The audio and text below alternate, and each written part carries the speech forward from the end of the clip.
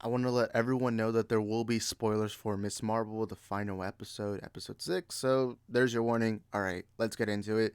If you saw the ending to Miss Marvel, mutants are now officially introduced in the Marvel Cinematic Universe. And now I know some of y'all comic book fans, and look, including me, this was the first thing I thought.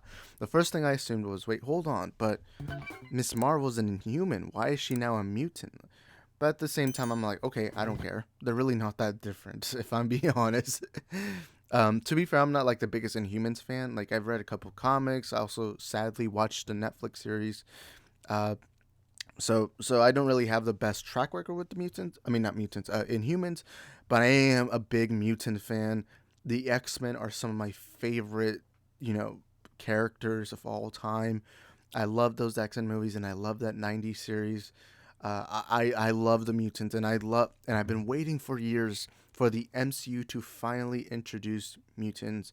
Now, for those who are trying to figure out, because I know some of y'all are watching this and didn't watch the show, basically at the end of Miss Marvel, Bruno tells Kamala, he's like, yeah, there's some form of mutation in your body, and if that wasn't enough clarification, they then play the X-Men '90s theme, the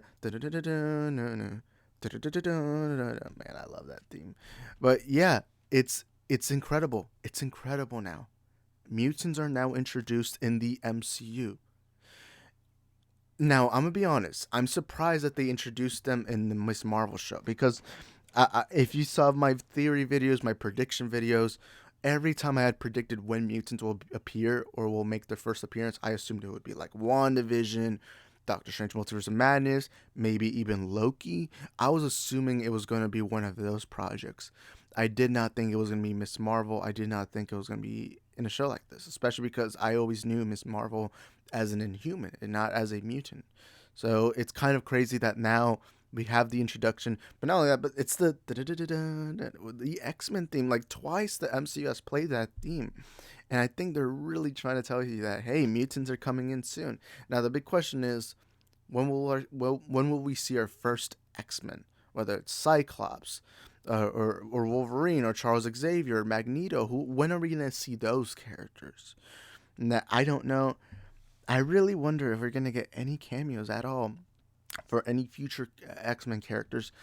But this, it got me really excited. Like one of the best moments of this year in the movies was still that scene in Doctor Strange: Multiverse of Madness when you hear Charles Xavier saying, "Perhaps we should tell him the truth." Or he didn't say perhaps, but he said we should tell him the truth. And then you see his yellow chair and you hear, but it's kind of a lower toned version of the X-Men '90s theme.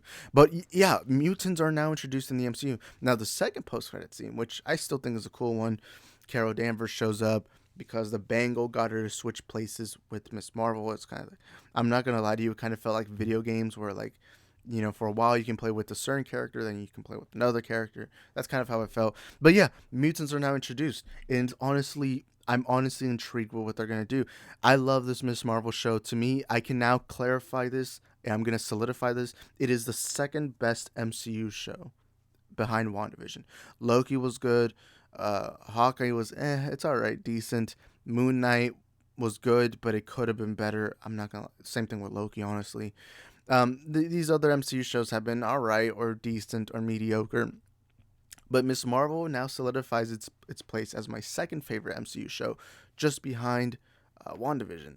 Also, I'm just realizing my shirt's kind of dirty. I don't even know what the heck that is, but yeah, it's I'm honestly amazed that now that we finally get, because we've been wondering for years, when will Kevin Feige introduce mutants? Because there's no way you have this Fox deal come in and you don't get the mutants, get the X-Men in the MCU. They're some of the most iconic characters. Well, to some people, the X-Men are still more iconic than the Avengers. I beg to differ because I do think now in pop culture, Avengers are more popular.